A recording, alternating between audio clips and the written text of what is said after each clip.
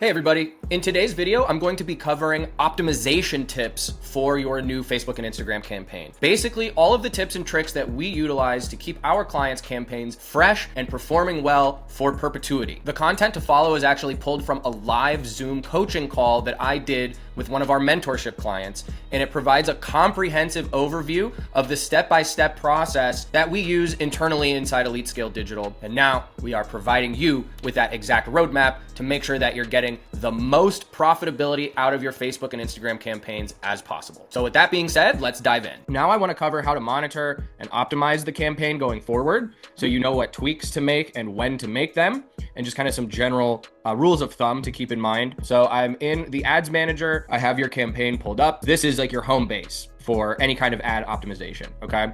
So again, we have the campaign level, ad set level, so different groups of ads, split up by what we're targeting, right? How it's different. That's where you can control the budget. And then here are all of the ads, the same 3 in each. So the first thing is on the ad set level, that's where you determine the budget that you want to use, okay? So if you ever want to raise the budget or lower the budget for any ad set, you just got to make sure you're on the ad set level that you've clicked over here. And then you just click this little pencil icon next to the amount, and then you can type in whatever you want. One rule of thumb is if you're deciding that you want to increase or decrease the budget of an ad set, you want to do it in increments of 20% every 24 hours. I know it's kind of specific and weird, but the way that the algorithm works is such that if you change the daily budget of a well-performing ad set too much, too quickly, it can throw off the results. So the best rule of thumb per Facebook, this is a recommendation from them specifically, is only increase or decrease the budget of an existing ad set 20% every 24 hours. So if you wanted to up the budget of this one, right? And let's say you wanted to up it to $30, right? It would take you a couple days to do it.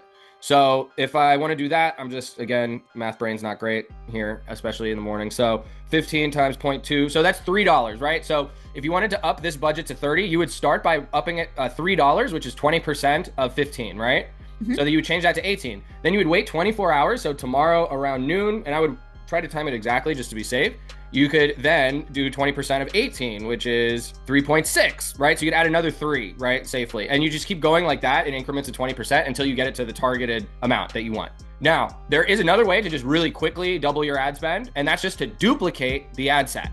So that's a quicker way to do it. It's less precise. And it really just depends on your situation, because not always do the copies work as well as the original. So usually what I try to do first is up it slowly, because we already know this ad set works, instead of just like wasting double the budget on an unproven ad set, if that makes sense. But if you want to instantly double your budget, you just duplicate the ad set. You just click duplicate, just like we did yesterday. And then a new one will appear and it will say interest targeting ad set copy, and it'll have the same 3 ads in it. The budget would be the same by default unless you change it. So that's a way that you can instantaneously double the budget or beyond without messing with the original ad set. Essentially, the way that Facebook ads work, the first 1 to 2 weeks is called the learning phase. I wouldn't make any big adjustments within that first 1 to 2 weeks. That learning phase is where the algorithm is figuring out who is the best audience to show the ads to, who is most likely to convert into a lead.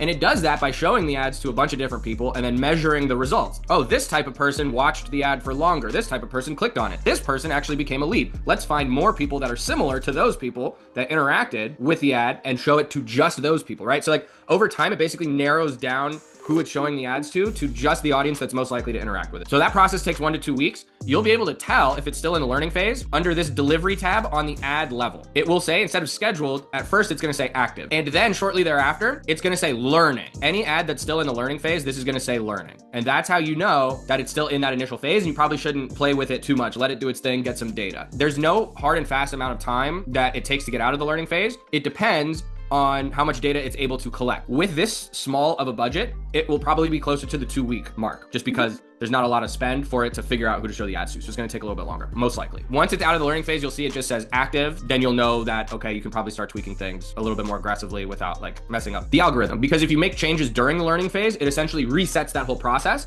and extends it longer, because it has to recalibrate who it's showing the ads to. Let's say it's out of the learning phase. It's been a week to 2 weeks. You're starting to get results. So you're gonna wanna keep an eye on a few very specific columns here. Number one, results, okay? So this tab is where you'll see the amount of leads that each ad set is generating. Reach is how many accounts are seeing the ads, how many impressions the ads are getting. And here's another really important one, cost per result. The two most important ones at first, results, and then cost per result. This is cost per lead. For this type of campaign at this price point, you wanna aim for leads that are $15 or less. So if this cost per result says $10, we're doing good. If this says $11, we're doing good. Anything under $15, I would be okay with. So with that in mind, you can judge the success of the performance of the campaign by if you're getting about 2 leads a day on average, because the budget is $30 a day. So on average, that should result in about 1 lead per ad set per day. That, I think, is the baseline KPI for you to keep an eye on initially. Now, we might get a lot more than that, and that's great. And we might get less at first, but don't panic, because again, it takes a while for it to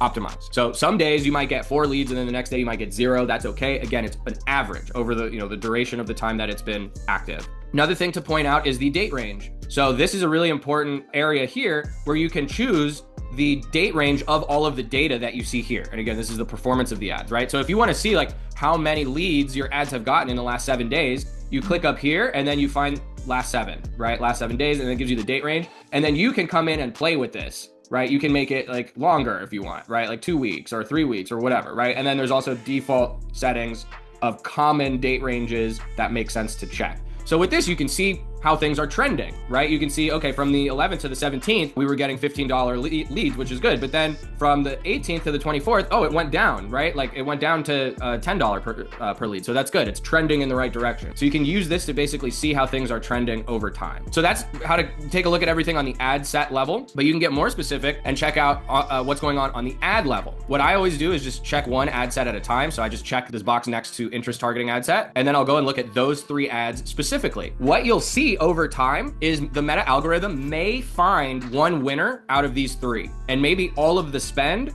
is going to this one. So you'll be able to see here we go, amount spent.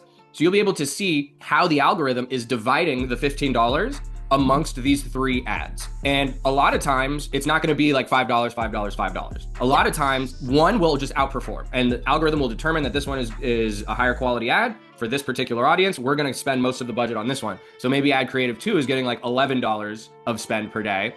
And then these 2 are getting a combination of 4 somehow broken down, right? That's okay, as long as the overall ad set is still getting you the cost per lead that you want. What you can do though, if you see that one ad is getting a lot of spend, but not a lot of leads, and the cost per result is out of your KPI, you can just turn it off by just clicking this toggle here, okay? So that's how you basically optimize a campaign going forward. If you see that there's one ad that's underperforming or taking too much of the budget and not getting results in KPI, turn it off. And that's why it's a good idea to look at both the ad set and the ad level when you're checking your ads, because your ad set might show that your cost per lead is too high, right? That it's out of KPI. Maybe you're getting $20 leads. But if you look on the ad level, it might just be that there's one ad that's underperforming and raising that cost per lead above your KPI, right? Maybe one is getting leads for $30 and the other 2 are getting them for $10, but it's showing that the average is 20 or whatever. Just turn off the one that's underperforming and keep it running as long as you're still getting good cost per lead in the remaining ads. The way that we do this internally is we look at the ads every 48 hours for all of our clients and making those little adjustments, monitoring the results, and just making decisions based on the data that we see. Again, I wouldn't make any changes until it's out of that initial learning phase. So just let it do its thing. Even if it's not getting leads at first, don't worry. The first couple of days, it might not get any leads. You might spend $30, $60, $90 and only have like 0 to 1 leads. That's okay. Sometimes it starts off slow. Again, it's going to average out over time to that KPI that we want. I want to talk about ad fatigue, which is inevitable. So your audience, we've made it a 15-mile radius yesterday, right? There's a limited amount of people in that 15-mile radius. Eventually, even if these ads perform really well, which I anticipate that they will, because these are proven creatives, they eventually will stop working as well because the audience gets fatigued. They've seen the ads too many times. There's only a limited amount of people. The algorithm can't find new people to show the ads to. So the performance starts to decline over time. So if you notice, if you're checking the timeline here, right, and you're seeing like, the cost per lead over the last couple of weeks has started to creep up and now everything's out of KPI. If the cost per lead remains out of KPI for a week or more after that initial learning phase, it's a signal that you should start adding new ads to the mix. The fatigue part is probably not going to happen for months because you have a pretty big audience, like it's almost 1 million people. And so that's like a good sizable audience that we like to see for a 15-mile radius. And your budget is so small that it's going to take it a while to get through that whole audience. So I don't anticipate you having to worry about ad fatigue anytime soon, but it is inevitable. So you want to be prepared for it and always just have new content on hand ready to replace this with when it inevitably happens.